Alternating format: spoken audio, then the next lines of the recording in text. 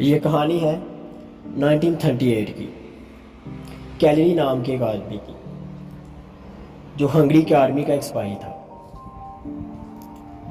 वो अपनी आर्मी में सबसे बेस्ट पिस्टल शूटर था और उसने अपनी कंट्री में सारी नेशनल चैंपियनशिप्स को जीता हुआ था। लेकिन कैलरी का एक गोल था, उसका एक सपना था, वो गोल्ड मेडल जीतना चाहता था। लेकिन हुआ कुछ ऐसे कि 1938 में कैलरी के हाथ में बम ब्लास्ट हो गया, जिसकी वजह से डॉक्टर्स को उसका हाथ काटना पड़ा। अब बिल्कुल मायूस, बिल्कुल परेशान हो गया। अब उसके पास दो रास्ते थे। पहला ये, जो हाथ उसका चला गया उसको बैठ के कोसता रहता और पूरी लाइफ ऐसे ही रोते हुए गुजार देता, और दूसरा ये, जो चला गया उसको छोड़ता और जो उसके पास था उसे साथ लेके चलता, आगे बढ़ता। और उसके पास क्या था? उसका लेफ्ट हैंड। वो दोबारा उठा, उसने दोबारा प्रैक्टिस शुरू कर दी, उसने दोबारा ट्रेनिंग शुरू कर दी। 1938 में कंट्री में दोबारा चैंपियनशिप्स हुई, नेशनल चैंपियनशिप्स हुई। उसने पार्टिसिपेट किया। जब वो वहाँ पे पहुंचा, उसके कंपटीटर उसे देख के कहते हैं कि यार ये होता है जज्बा, ये होता है जुनून, ये होता है स्पोर्टमैन की स्पिरिट, कि तुम्हारे साथ इतना कुछ हो गया और तुम फिर भी हमें सपोर्ट करने आए हो।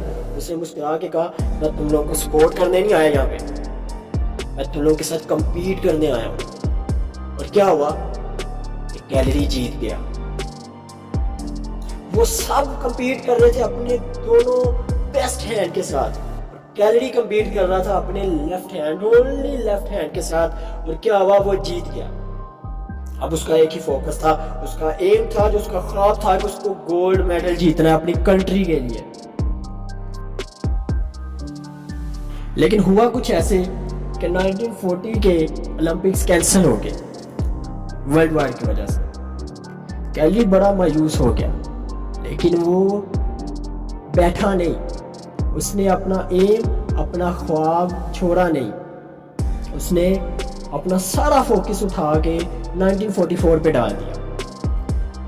1944 में वर्ल्ड वार की वजह से ओलंपिक्स दोबारा कैंसिल हो गए। अब उसने दोबारा अपना सारा फोकस उठा के 1948 पे डाल दिया। 1938 में कैलरी की एज 28 ईयर थी और 1948 में उसकी एज 38 ईयर हो चुकी थी। इन 10 सालों में बहुत ज़्यादा यंग और अच्छे जो उसके कॉम्पिटिटर थे वो प्लेयर आए, लेकिन वो उनसे ना डरा ना झुका। उसने अपनी प्रैक्टिस को वैसे ही कंटिन्यू रखा। 1948 में जब ओलंपिक स्टार्ट हुए तो सब प्लेयर्स compete कर रहे थे अपने दोनों बेस्ट हैंड के साथ, और कैलरी compete कर रहा था ओनली वन हैंड के साथ। और क्या हुआ कि वो जीत गया। लेकिन वो यहाँ तक रुका नहीं, उसने अपना सारा फोकस उठा के 1952 पे डाल दिया। वो दोबारा जीता।